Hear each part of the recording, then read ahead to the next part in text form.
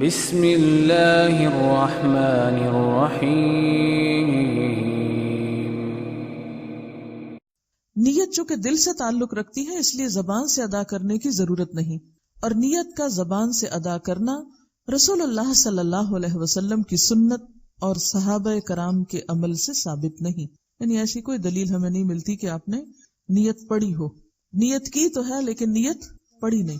امام ابن تیمیہ رحمہ اللہ فرماتے ہیں کہ الفاظ سے نیت کرنا علماء مسلمین میں سے کسی کے نزدیک بھی مشروع نہیں. یہ رسول اللہ صلی اللہ علیہ وسلم نے، آپ کے خلفاء اور دیگر صحابہ، اور نہ ہی اس امت کے سلف اور ائمہ میں سے کسی نے، یعنی بڑے بڑے علماء میں سے کسی نے الفاظ سے نیت نہیں کی.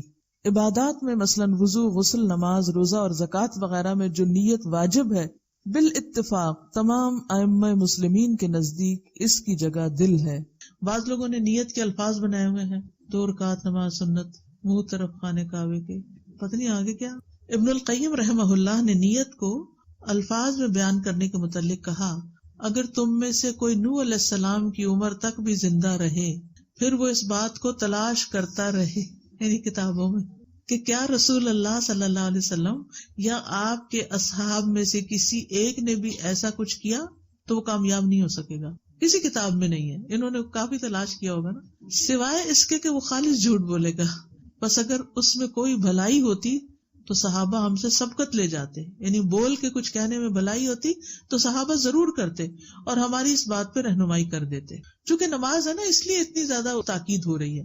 ابن عثیمین کہتے ہیں کہ نیت کے الفاظ کی ادائیگی نبی صلی اللہ علیہ وسلم سے نہ تو نماز میں اور نہ ہی وضو، نہ روزے، نہ کسی دوسری عبادت میں ثابت ہے، حتیٰ کہ حج اور عمرہ میں بھی نہیں.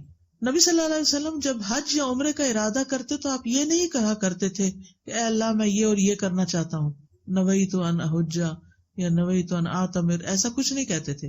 نبی صلی اللہ علیہ وسلم سے یہ ثابت نہیں، اور نہ ہی آپ صحابہ کرام میں سے کسی ایک کو ایسا کرنے کا حکم دیا. اور جہاں تک حج عمرہ کی ادائیگی میں لبیک عمرہ یا لبیک حجہ کا تعلق ہے تو اس بارے میں کہتے ہیں کہ اس کا معنی یہ نہیں کہ یہ نیت کے الفاظ کی ادائیگی ہے.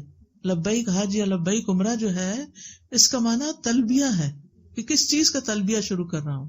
نیت تو پہلے ہی آپ نے کی، جب نیت کی تو پیسے جمع کیے نا، نیت کی تو آپ نے ٹکٹ خریدا اور ایجنٹ سے رابطہ کیا، یہ حج کی نیت میں خود ہی شامل ہو گیا. یعنی نیت تو بہت پہلے انسان کرتا ہے اور پھر سٹیپ بائی سٹیپ اس کام کی طرف جاتا ہے.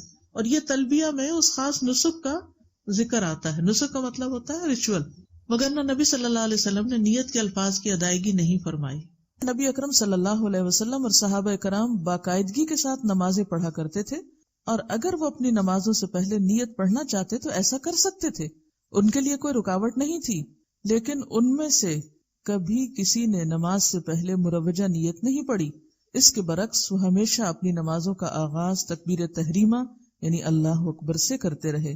ثابت ہوا کہ نماز سے پہلے نیت نہ پڑھنا سنت ہے. نیت عربی زبان کا لفظ ہے، عربی میں اس کا معنی ارادہ ہے.